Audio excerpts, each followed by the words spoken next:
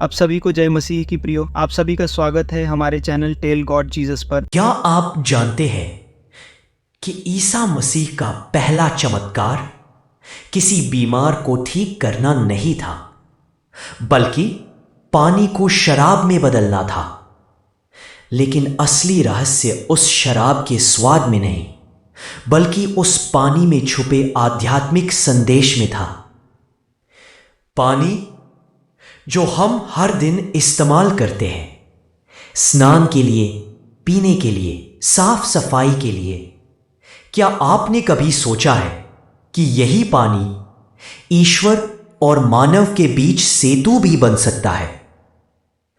ईसा मसीह और जल का संबंध इतिहास में दर्ज है, परम शुद्धिकरण और आत्मा की पुनर्जन्म की निशानी के रूप में। और आज हम उसी गहराई में उतरेंगे। कहानी शुरू होती है गलील के छोटे से गांव काना से, जहां एक शादी हो रही थी। खुशियों की गूंज, संगीत की थाप और फिर अचानक चिंता की लहर। शराब खत्म हो चुकी थी। मरियम, ईसा की मां, चुपचाप उनके पास आती है। कुछ कहती नहीं, पर ईसा समझ जाते हैं। वो नौकरों से कहते हैं, इन पत्थर के बर्तनों को पानी से भर दो। नौकर हैरान होते हैं, पर आज्ञा मानते हैं, और फिर वो पानी शराब में बदल जाता है। ना कोई मंत्र, ना कोई जादू, ना कोई शोर, बस मौन में घटा चमत्कार।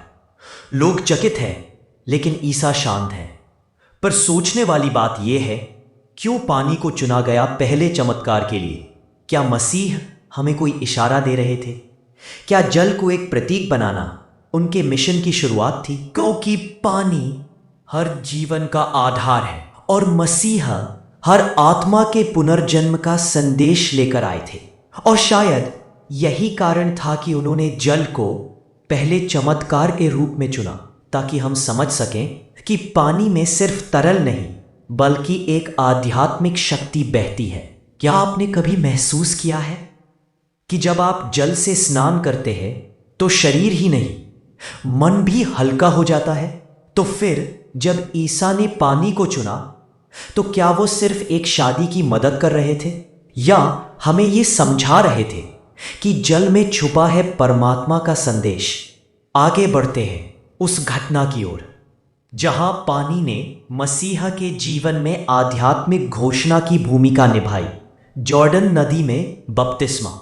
अब हम पहुंचते हैं उस क्षण पर जब ईसा मसीह ने अपने जीवन की आधिकारिक शुरुआत की। ना किसी मंच पर, ना किसी मंदिर में, बल्कि एक बहती हुई नदी के तट पर, जॉर्डन नदी। वहीं खड़े थे यूहन्ना बपतिस्मा देने वाला, एक तपस्वी, एक भविष्यवक्ता। लोग उनके पास आते थे, अपने पापों को स्वीकारते, और वो उन्हें जल में डुबोकर नए जीवन की ओर अग्रसर करते थे। लेकिन आज कोई साधारण व्यक्ति नहीं आया था। स्वयं ईसा मसीह सिर झुकाकर खड़े थे जल में उतरने के लिए। यूहन्ना चौंकते हैं, आप तो परमेश्वर के पुत्र हैं, मैं आपको कैसे बपतिस्मा दे सकता हूं? ईसा धीरे से मुस्कुराते हैं, यह जरूरी है ताकि सब धार्मिकता पूरी हो।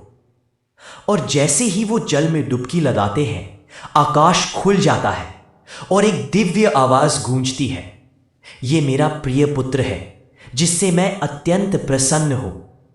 उस एक क्षण में पानी केवल एक तत्व नहीं रहा, वो बन गया आत्मा का शुद्धिकरण। एक संकेत कि हर नया जीवन पानी से शुरू होता है। बपतिस्मा न केवल शरीर को, बल्कि आत्मा को भी धोता है। ईसा ने पापी नहीं होकर भी यह मार्ग अपनाया, क्योंकि वो हमें एक संदेश देना चाहते थे, नम्रता का, समर्पण का और शुद्धिकरण का। क्या आपने कभी सोचा है, हम जीवन में कितनी बार पुरानी गलतियों से छुटकारा पाना चाहते हैं, और जब हम पानी से स्नान करते हैं तो वो सिर्फ शरीर को नहीं, बल्कि हमारे भीतर की नकारात्मक ऊर्जा को भी धो देता है। बपतिस्मा आज भी ईसाई धर्म में एक नई शुरुआत, एक नया जन्म माना जाता है और उस शुरुआत में जल सबसे पवित्र साथी बनकर सामने आता है। पानी का यही रहस्य अब ईसा के और चमत्कारों में भी उभर कर आने लगता है, जहां पानी केवल जीवन का साधन नहीं बल्कि चमत्कारों और संदेशों का वाहक बनता है। अब चलते हैं उस जगह जहां ईसा ने पानी के माध्यम से करुणा, सेवा और दिव्यता की नई परिभाषा दी। एक तपती दोपहर, गांवों से दूर समारिया की सूखी जमीन पर ईसा मसीह थक कर एक कुएं के पास बैठते हैं। शिष्य भोजन लाने गए होते हैं और तभी एक स्त्री सिर पर घड़ा लिए कुएं की ओर बढ़ती है। ईसा उसे देखते हैं और कहते हैं, मुझे थोड़ा पानी पिलाओ। वो स्त्री हैरान हो जाती है क्योंकि ईसा एक यहूदी है और वो एक सामरी स्त्री। दोनों के बीच संवाद तक वर्जित था। वो कहती है, आप मुझसे पानी क्यों मांगते हैं? ईसा मुस्कुराते हुए कहते हैं, अगर तुम जानती कि मैं कौन हूं तो तुम मुझसे जीवंत जल मांगती। जीवंत जल? यह कौन सा जल था जो आत्मा की प्यास बुझा सके? मसीह ने पानी को सिर्फ प्यास बुझाने का माध्यम नहीं माना बल्कि आत्मा को तृप्त करने वाला दिव्य अमृत बताया। उस स्त्री के जीवन में अनेक दुख थे, वो टूट चुकी थी, लेकिन ईसा ने उसके अतीत को स्वीकार किया और सिर्फ एक संवाद से उसकी आत्मा को शांत कर दिया। क्या आपने कभी किसी को सिर्फ एक शब्द से बदलते देखा है? पानी की तरह, धीरे से, चुपचाप, लेकिन गहराई तक। ईसा का हर कार्य कहीं ना कहीं जल से जुड़ा था। कभी तूफानी समुद्र में चलते हुए तो कभी अपने शिष्य के पैर धोते हुए। एक रात का दृश्य, शिष्य नाव में है, समुद्र में तूफान उठा हुआ है और अचानक ईसा जल पर चलते हुए उनके पास आते हैं। पानी की सतह पर चलना भौतिक नियमों को तोड़ना नहीं था बल्कि एक संदेश था। अगर विश्वास है तो तूफान में भी शांत रहा जा सकता है। जल जो डर का प्रतीक भी बनता है, उसी पर चलकर ईसा ने विश्वास की शक्ति दिखा दी। अब आते हैं उस पल पर जो सबसे करुणा से भरा था। ईसा अपने शिष्यों के पैर धोते हैं। एक शिक्षक जो भगवान का पुत्र कहलाता है, वो घुटनों के बल झुककर पानी से शिष्यों के पैर धोता है। उस पानी में सिर्फ धूल नहीं बहती बल्कि अहंकार भी बह जाता है। वो क्रिया बन जाती है, प्रेम और सेवा की परिभाषा। क्या आपने कभी किसी को इतना महान देखा है जो खुद को सबसे छोटा बनाकर दूसरों को ऊंचाई दे? पानी फिर से उस कहानी में एक मौन नायक बन जाता है। अब हम पहुंचते हैं उस क्षण पर जहां ईसा मसीह का शरीर टूट रहा था, लेकिन उनकी आत्मा अब भी मानवता के लिए बह रही थी। एक सूखा पहाड़, तीखी धूप और एक लकड़ी का क्रॉस जिस पर लटक रहा था प्रेम का प्रतीक। सांसें धीमी हो रही थी, रक्त बह रहा था, भीड़ तमाशा देख रही थी और तभी मसीही के होंठ कांपते हैं। वो बोलते हैं, मैं प्यासा हूं, आई थर्स्ट। सिर्फ 2 शब्द, लेकिन पूरी मानवता के लिए एक चीरता हुआ संकेत। क्या वो सिर्फ शरीर की प्यास थी या आत्मा की? क्या वो जल मांग रहे थे या हमारी चेतना?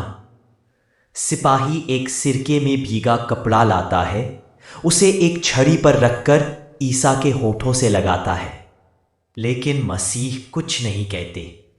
अब वो मौन है। उस एक क्षण में पानी, जिसे उन्होंने जीवन भर दिव्यता का प्रतीक बनाया, अब उनके लिए उपलब्ध नहीं था। या ये एक संकेत था कि जब मानवता में करुणा खत्म हो जाती है तो पानी भी सिर्फ रस्म बनकर रह जाता है। मसीह की अंतिम प्यास ना केवल शरीर के लिए बल्कि हमारी आत्मा के जागरण के लिए थी। वो प्यास थी हमारे प्रेम, हमारे विश्वास, हमारी सेवा की। एक अंतिम श्वास के साथ ईसा ने कहा, सब कुछ पूर्ण हुआ। It is finished. एक आकाशीय शांति छा गई। आसमान अंधकार में डूब गया और पृथ्वी थरथरा उठी। क्रॉस पर लटकती वो प्यास आज भी अनुत्तरित है। वो हमें पुकारती है, क्या तुम उस जल बन सकते हो जो किसी की आत्मा की प्यास बुझाए? ईसा ने पानी को सिर्फ एक तत्व नहीं बल्कि सत्य का माध्यम बनाया, और अब ये हम पर है कि हम उस जल को कैसे अपनाते हैं। क्रॉस के बाद तीसरे दिन सुबह कब्र खाली मिली। ईसा मसीह पुनर्जीवित हो चुके थे, लेकिन उनकी शिक्षाएं मिट्टी में दफन नहीं हुई। वो बहती रही, बिल्कुल जल की तरह। हर युग में, हर देश में ईसा की बातें जल की तरह शांत और कभी कभी सैलाब जैसी तेज लोगों के दिलों तक पहुंचती रही। उन्होंने जल को जो अर्थ दिया वो सिर्फ धर्म नहीं था, वो जीवन का तरीका था। जब आप किसी की मदद करते हैं, प्यासे को पानी पिलाते हैं, किसी दुखी आत्मा को शांति देते हैं, तो आप वही काम कर रहे होते हैं जो कभी मसीह ने किया था। क्या आपने कभी खुद से पूछा है कि मेरे भीतर भी कोई जल है जो किसी की आत्मा को तृप्त कर सकता है? ईसा की पूरी यात्रा हमसे यही कहती है, पानी को सिर्फ पीने की वस्तु मत समझो, उसे प्रेम, क्षमा और सेवा का प्रतीक बनाओ। और जब अगली बार आप जल देखें तो आंखें बंद करके सोचिए, क्या मैं भी किसी की आत्मा के लिए ऐसा ही शुद्ध जल बन सकता हूं? जल जिसने मसीह के पहले चमत्कार में रूप बदला, जिसने उनके बपतिस्मा में आत्मा को छुआ, जो तूफान में शांत हुआ, जो पैरों में बहा और जो क्रॉस पर प्यास बनकर रोया। वही जल आज भी बह रहा है, आपके भीतर, मेरे भीतर। अब सवाल यह है, क्या हम उस जल को पहचानते हैं? अगर इस कहानी ने आपके दिल को छुआ तो इस वीडियो को लाइक जरूर करें। कमेंट में बताइए आपने कब किसी की प्यास शारीरिक या आत्मिक बुझाई थी। और अगर आप चाहते हैं कि ऐसी और आध्यात्मिक कहानियां आपके जीवन को छूती रहे तो चैनल को सब्सक्राइब करना न भूलें, क्योंकि इस चैनल पर कहानियां नहीं, आपके भीतर की रोशनी जलाई जाती है। धन्यवाद। और अगली बार जब पानी पिए तो एक बार मसीह को याद करें।